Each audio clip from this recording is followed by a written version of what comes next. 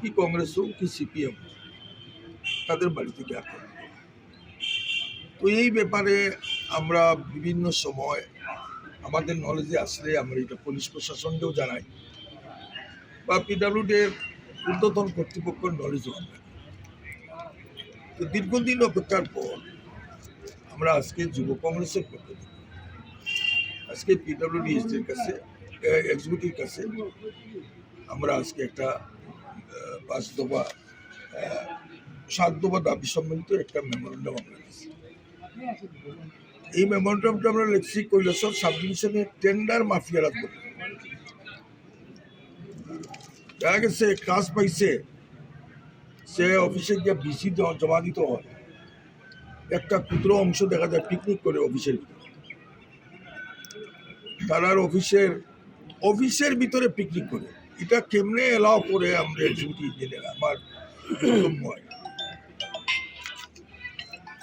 অন্য কোনো দলের বা যারা কন্ট্রাক্ট পাইছে তারা কেউ যেতে পারত, তারা দৌড়ে দেওয়া হচ্ছে, তাহলে নিয়ে বাগাই দেওয়া হচ্ছে।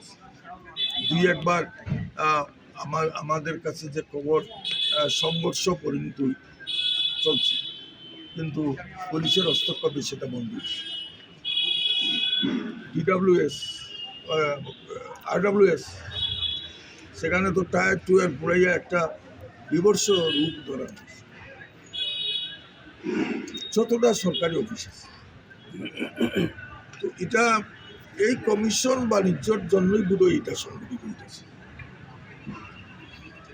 এই ব্যাপারে আজকে আমরা একটা মেমোরেন্ডাম দিচ্ছি এবং পিডাব্লিউডি এক্সিকিউটিভ অফিসে যাতে পর্যাপ্ত নিরাপত্তা ব্যবস্থা করা হয়, এই ব্যাপারগুলো আমরা সহ রাস্তাঘাট এমএলএ সাহেবে 30 কিলোমিটার বিধানসভার সদস্য হিসাবে কৈলাসহরের বিধানসভা কেন্দ্রের 30 কিলোমিটার রাস্তা সংস্কারের জন্য ওনাকে নির্দেশ দেওয়া হয়েছিল।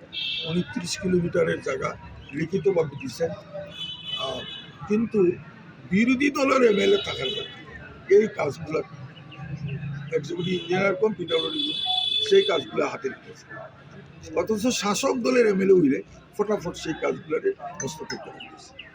এটাও আমরা তুলে ধরছি এবং কৈলাসহর টু রাঙ্গাউটির যে রাস্তা, এটা মনুষ্য চলার উপযোগী না, সেই রাস্তাটার কোথাও সেইভাবে আমরা 7 দফা দাবি দিচ্ছি।